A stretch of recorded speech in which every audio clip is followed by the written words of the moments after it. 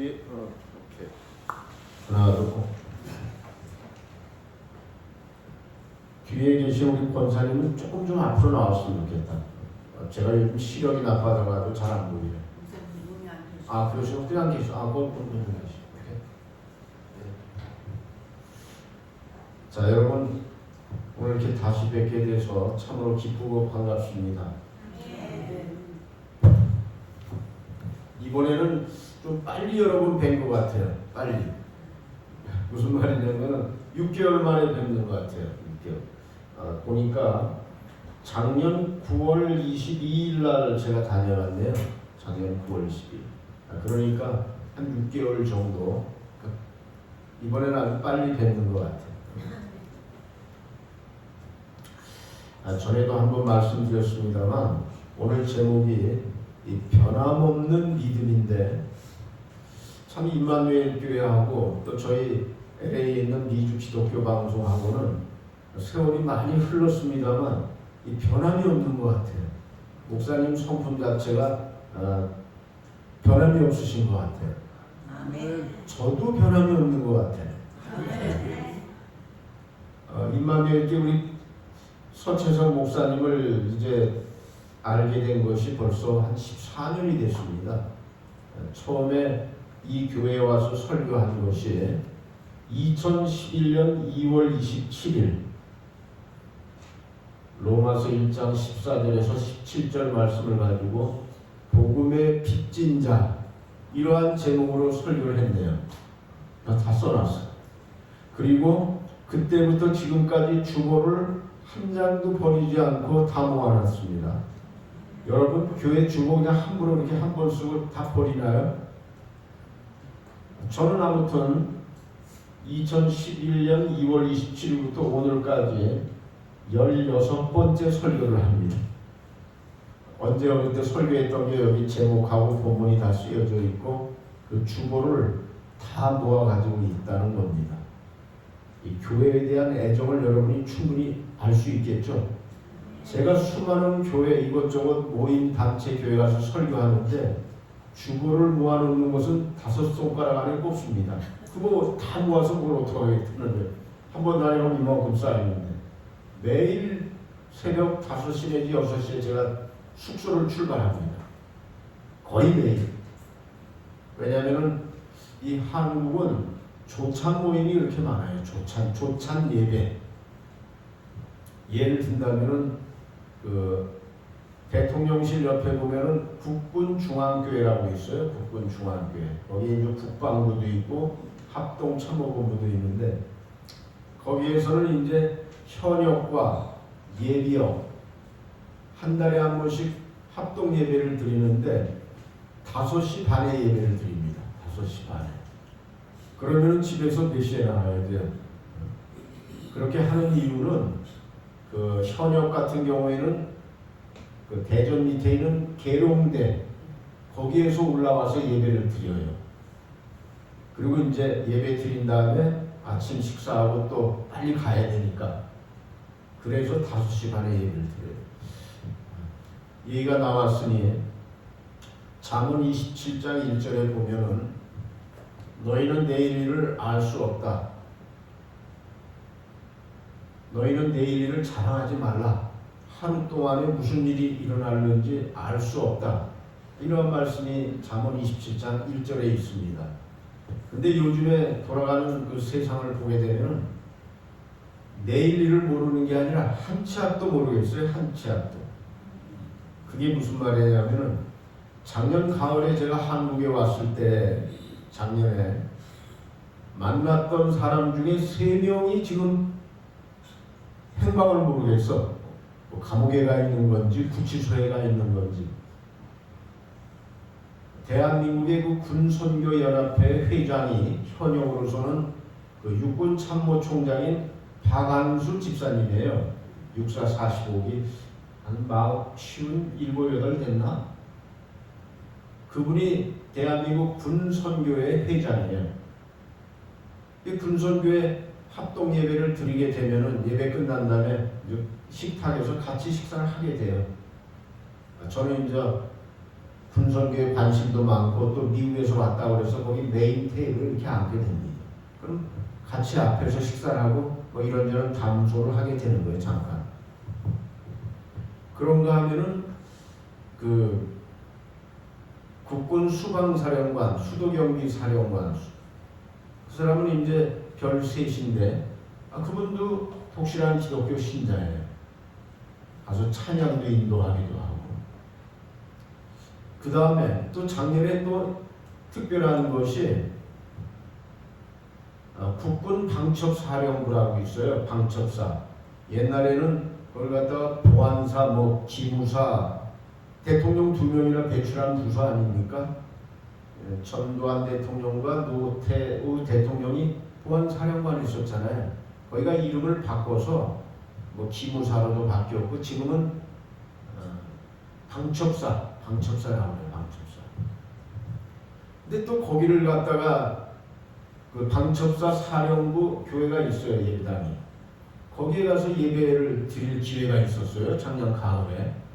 그리고 여인형 별셋이죠. 사령관이 와서 인사를 하고 여러분을 갖다가 오신 분들에게 대접을 해야 되는데 국회를 빨리 가야 된다고 국회. 뭐 그리고 인사를 하고 가고 우리 일행들은 그 방첩 사령부를 이곳저곳을 구경을 시켜줬어요. 이곳저곳을. 무슨 말 하고 싶어서 그러냐면은 어쩌면 작년 가을에 만났던 육군 참모 총장, 수도경비 사령관, 또 방첩 사령관 이분들이 이번에는 만날 수가 없네. 일단 국군 중앙교회 그 자리에서 볼 수가 없다는 것은 여러분도 알다시피 지금 구치소에 있는 것 같아요. 구치소. 그렇죠? 그래서 재판 받을 때만 이렇게 나와 보니까. 자, 그래서 세상살이가 이런 건가? 작년에 왔을 때하고 지금하고 6개월이라고 하는 그 사이에 많은 것이 바뀌었습니다. 미국도 마찬가지입니다. 미국에서도 여러분도 아시다시피 대통령 선거가 있어가지고 제가 살고 있는 그 로스앤젤레스는 캘리포니아 주라고 그러는데 거기는 이제 큰 도시가 뭐 샌프란시스코, 산호세, 그다음에 로스앤젤레스, 샌디에고 이러한 그 큰 도시가 있는데 이 캘리포니아는 전통적으로 민주당 강세 지역입니다. 트럼프는 공화당이고 조 바이든 전 대통령은 이제 민주당인데 한국처럼 미국도 이렇게 반반 이렇게 나눠져 있어요. 아니면 쫙 쪼개져 있는 것 같아요. 그런데 그 대통령 선거에서 캘리포니아에서는 부통령이었던 카말라 해리스라고 하는 그 여자 어머니는 인도 사람이고 그 아버지는 푸에르토리코 출신의 흑인이었습니다. 그래서 미국에서는 미국 역사상 이제 첫 번째 여성 대통령이 나오는가 이렇게 기대를 했어요. 많은 사람이. 또 카말라 해리스가 앞서가는 여론조사도 많았고 그 다음에 첫 번째 아시아 대통령 어머니가 이제 인도 사람이니까 그 다음에 첫 번째 흑인 여성 대통령 아버지는 이제 흑인이니까. 그러나 미국에서는 흑인 대통령을 하나 나오신 거 알죠? 나온 거 누구? 에브라임 링컨이 흑인이었나? 나는 오늘 처음 들어보네. 오바마죠. 오바마가 그 아버지는 케냐 사람, 아프리카의 케냐 사람이고 엄마는 미국의 백인이었어요. 백인. 그런데 하여간 아버지 그쪽으로 따라가면 흑인이니까 케냐. 그런데 모든 사람의 예측을 물리치고 이 도널드 트럼프 대통령이 첫 번째 대통령 될 때에도 많은 사람들 뉴욕 타임스라든지 워싱턴 포스트 같은 미국의 유명한 신문, CNN 같은 방송에서 힐러리 클린턴이 될 확률이 높다고 다 그랬어. 그러나 뚜껑을 탁 열어보니까 지난번 일기 때 트럼프 대통령이 당선이 된 거예요. 그 사람은 정치의 정자도 모르는 사람이었어요. 사실은. 그 사람은 부동산 크게 해가지고 돈 번 소위 말해서 장사꾼이고 비즈니스맨인데 예선전에서 공화당 예선전에서 17명의 뭐 상원의원이라든지 주지사라든지 막강한 그 정치인들을 갖다 물리치고 예상을 뒤엎고 공화당 후보가 된 다음에 그 다음에 힐러리 클린턴하고 해서 그 당시에 이미 미국의 여성 대통령이 나오겠구나 이런 생각을 했는데 막상 뚜껑을 딱 여니까 트럼프가 됐었던 거죠. 그리고 그 다음에 이제 조 바이든 대통령이 됐다가 이번에 이제 다시 트럼프 대통령이 두 번째로 대통령이 됐는데 역시 마찬가지로 카말라 해리스가 되는 줄 알았었어요. 거의 반반이었지만 그러나 뚜껑을 딱 여니까 이제 트럼프가 대통령이 됐는데 제가 여기 왔다가 간 사이에 미국도 이렇게 변화가 됐다는 겁니다. 근데 저는 그 트럼프 대통령에 대해서 별로라고 생각을 좀 했었어요. 왜냐면은 입만 꼈다 하면 자기 자랑하고 거짓말도 술술 잘하고 또 옛날에는 바람도 많이 피운 남몽군 같고 이게 도덕적 윤리적으로 보면 이 영 아니올시다 같아. 그럼에도 불구하고 지금은 제가 생각하기에는 카말라 해리스가 되는 것보다는 트럼프가 되게 천만다행이다 이런 생각이 또 드는 것은 이 캘리포니아 이 민주당은 반성경적이에요. 반성경적. 뭐냐면은 일단은 이 조 바이든 대통령이라든지 이 카말라 해리스 같은 경우에는 이 캘리포니아는 동성애를 갖다가 동성 간의 결혼을 갖다가 합법화시키고 이 동성애가 제일 활발한 곳이 캘리포니아예요. 어떻게 그게 용납이 될 수가 있나요? 제가 전에 스크랩을 해놓은 건데 이 조 바이든 대통령 같은 경우에는 오바마 대통령 당시에 부통령이었는데 그가 백악관의 남자 직원 2명을 갖다가 자기의 관저에서 결혼식 추례를 했습니다. 백악관의 두 남자를 그러니까 게이라고 하죠. 동성애. 그걸 갖다가 아주 자랑스럽게 생각한다고 그랬어요. 그게 지금부터 9년 전 얘기입니다. 2016년 조 바이든 대통령이 이 사진인데 양쪽에 보면은 남자 둘이 있고 가운데 그 당시에 부통령이었어요. 그러면서 이 트위터에다가 동성 결혼 주례를 쓴 것을 자랑스럽게 생각한다고 그랬어요. 미친 거지. 그런데 또 이 카말라 해리스 같은 경우에는 제가 보니까 2020년이니까 5년 전 11월 11일 날 이번에는 카말라 해리스는 두 여자를 놓고 두 여자 주례를 섰어요. 똑같은 거야. 야, 이게 미국이 청교도 정신에 의해서 정말 성경에 입각한 그러한 나라였는데 세월이 지나다 보니까 이 미국도 좀 맛이 갔어요. 보니까 차라리 카말라 해리스가 대통령 됐더라면은 더 나빠졌겠다 그런 생각이 듭니다. 다행히 지난 2월 26일이었습니다. 2월 26일 지금 오늘 3월 그러니까 지난달이네요. 지난달 26일 날 도널드 트럼프 대통령이 백악관에서 첫 번째 강요회의 우리나라로 말하면 이제 내각 회의를 갖다가 했는데 첫 번째 도널드 트럼프 대통령이 회의 시작하기 전에 뒤에 있는 이 주택 도시 개발 장관 이름이 스캇 터너인데 목사예요. 전직 풋볼 선수였고 흑인이야. 서로 이거 미리 얘기한 게 아니에요. 트럼프 대통령이 첫 번째 이제 정부 강요 회의를 하는데 기도하고 합시다. 이야, 기도하고 합시다. 나 이 도란부 완전히 날탕인 줄 알았는데 그러니까 그 뒤에 있던 이 전직 목사였어요. 친내교 목사였는데 장관이 됐어. 흑인인데 기도합시다 하고 다 같이 기도했어요.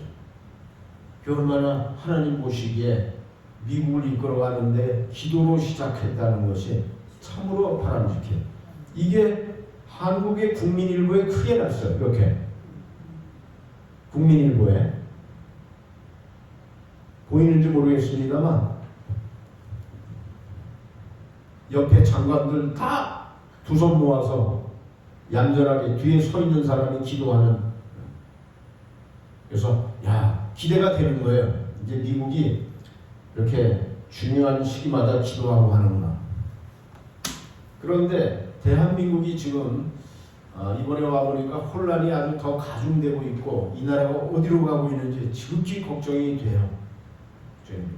걱정이 되는데 그럼에도 불구하고 하나님께서 이 민족 이 나라를 버리지는 않으실 거라는 그런 믿음이 있는 것은 1948년 5월 31일 날 1948년 그때는 정부가 수립되기 전이었어요. 왜냐하면 1948년 8월 15일에 이제 정부가 수립이 됐기 때문에 그 전에 이제 국회가 구성이 됐는데 임시의장이 이승만 박사였어요. 마찬가지로 국회 개원식에서 이승만 박사가 똑같은 얘기를 했어. 이윤영 목사님이라고 계셨어요. 국회의원 중에 이윤영 목사님이라고. 목사님께 기도해 주세요 이렇게 부탁을 했어요. 근데 이것도 사전에 얘기가 된 게 아니었어요. 그런데 이윤영 목사님이 아주 훌륭하게 기도를 잘하셨어요. 무슨 말이냐면은 대한민국도 기도로 시작한 나라라는 거예요. 이승만 박사가 기도하고 시작합니다. 근데 이걸 아셔야 돼요. 오늘은 제가 이번에 와서 설교하는 데는 갈 때마다 꼭 주제와 본문에 꼭 맞지 않는 설교를 좀 하고 있어요. 왜? 한국의 현실에 대해서 말하지 않을 수 없기 때문에. 구약시대의 선지자들을 보게 되면 이스라엘 민족에게, 유다 민족에게 위험이 닥쳐왔을 때 침묵하거나 방주하지 않고 목숨을 걸고 외쳤어요. 이렇게 살면 안 된다고. 그렇게 해서 그야말로 어려움을 겪기도 했지만 이 시대의 교회도 마찬가지인 것 같아요. 어떤 분들은 교회는 정치하고는 무관하니까 좌로나 우로나 치우치 말고 이러면 안 된다 저런다 하는데 나라가 망한다면 교회 첫 번째로 없어집니다. 왜? 전 세계에서 해마다 유엔이 발표하는 기독교를 제일 박해하는 나라 항상 부동의 1위가 북한입니다. 북한이 만약에 그럴 일은 없겠습니다만 남쪽을 적화 통일하게 되면 첫 번째로 숙청하는 것이 숙청이라고 하는 것은 다른 말로 하면 죽이는 겁니다. 기독교인들입니다. 그 우리는 명단에 있는 사람들은 기독교인들은 먼저 목사님은 뭐 말할 것도 없고 교인들 먼저 숙청을 할 거예요. 그렇기 때문에 우리는 공산주의하고는 도저히 우리는 타협할 수가 없는 거예요.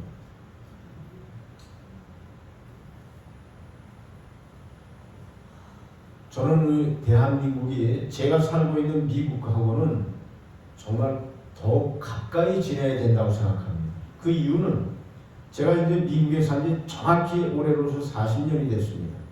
1984년에 제 식구들이 1년 먼저 이민을 갔고 1985년에 제가 8월 8일 날 한국 땅을 떠났으니까 올해로서 꼭 40년이 됐네요.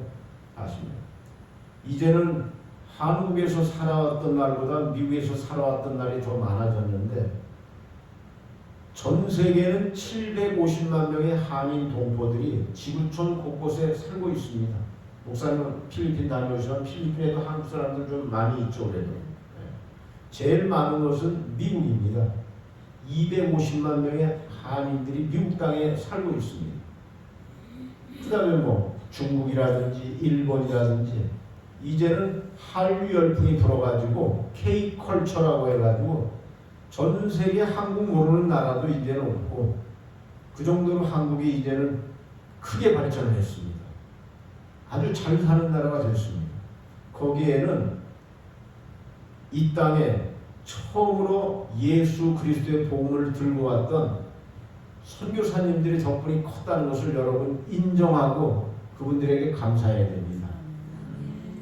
지금부터 정확히 140년 전인 1885년 4월 5일, 며칠 안 남았네요. 4월 5일.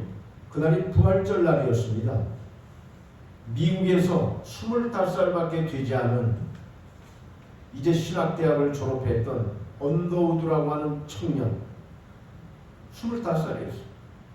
당시만 해도 이 조선 땅에 오려면 뉴욕에서 샌프란시스코까지 대륙 횡단 열차를 타고 샌프란시스코에서 한 달 이상 배를 타고 일본에 도착해서 일본에서 다시 인천 제물포항으로 오는 아주 그냥 고단한 여정을 거쳐서 또 한 사람 26살 이제 갓 신혼의 몸이었던 결혼했었어요. 아펜젤러 감리교 목사 부부가 세 사람이 당시만 해도 지구촌에서 이 조선이라는 나라를 아는 사람은 거의 없었습니다. 알려지지도 않았던 나라. 이 땅에 목숨 걸고 왔던 그러한 미국의 젊은이들에 의해서 이 땅에 복음이 전해졌고 교회가 세워졌고 세문안교회, 정동감리교회를 비롯해서 수많은 교회가 세워져서 여러분이 이렇게 지금 예수 그리스도의 복음을 받아들일 수 있게 했던 것은 그들의 공헌이 컸습니다. 뿐만 아니라 이 땅에 와서 보니까 한글을 비롯해서 대부분 학교에 다녀본 경험이 없잖아요. 우리나라 저 옛날 구한말에는 여자들은 말할 것도 없고 곳곳에 수많은 학교를 세워가지고 우리 민족을 무지로부터 탈피하게 했던 것이 그들입니다. 이화학당 스크랜턴 부인, 배제학당 아펜젤러, 연세대학 언더우드를 비롯해서 뭐 지방에도 대구, 광주, 군산 곳곳 학교를 세워서 우리가 지금 이렇게 편안히 살 수 있었던 것은 아펜젤러 목사님이 배제학당을 갖다가 세웠는데 이승만 박사가 그 학교 다녔다는 거 아닙니까? 이승만 박사가 그러다가 감옥에 들어가서 그야말로 고초를 겪었는데 선교사님들이 열심히 책도 넣어주고 그 뭐라 그래요? 열심히 찾아가서 나중에는 이승만 박사를 갖다가 선교사님들이 보증수급 지원해가지고 미국에 유학을 보낸 거 아니에요? 미국에 가서 석사, 박사까지 공부 다 하고 다시 돌아왔기 때문에 선교사들에 의해서 이승만 대통령이 있을 수 있었다는 얘기입니다. 그가 예수님을 받아들이고 미국에서 선교사님들 덕분에 공부하고 이 땅에 와서 자유민주주의 체제의 우리나라의 초대 대통령이 된 것은 선교사님들의 공헌이 절대적이었다는 겁니다. 그분들이 학교를 안 세우고 이승만 박사가 어떻게 영어를 하나? 영어 사전 하나는 놈을 갖다가 감옥에서 그냥 달달달달 배웠지 뭐 그냥. 그래서 미국 가서 영어로 공부할 수 있었던 거죠. 그때 무슨 책이나 제대로 있었나? 그래서 저는 그 한국에 올 때마다 그 서울 마포구 양화진이라는 곳을 혹시 가보신 분들 계신가요? 양화진. 거기가 외국 선교사 묘역이에요. 여러분 안 가보셨으면 꼭 좀 한번 가보셨으면 좋겠어. 그곳에 가면은 이 땅에 와서 순교했던 여러 선교사님들의 묘역, 또 그들의 자녀들의 무덤이 거기 있어요. 와가지고 제명에 가지 못했어, 거의 다. 왜 조선의 풍토병이라든지 여러 수인성 질병 때문에 병 걸렸다 하면은 뭐 그냥 애들은 그냥 죽는 거예요. 거기에 보면은 1살, 2살, 3살에 죽은 애들이 많이 있어요. 선교사들의 자녀들이. 또 선교사들 역시 오래 살지를 못했어요. 조선의 땅에서. 그걸 생각할 때 우리는 그분들에 대해서 복음의 빚을 졌다는 것을 여러분 아셔야 됩니다.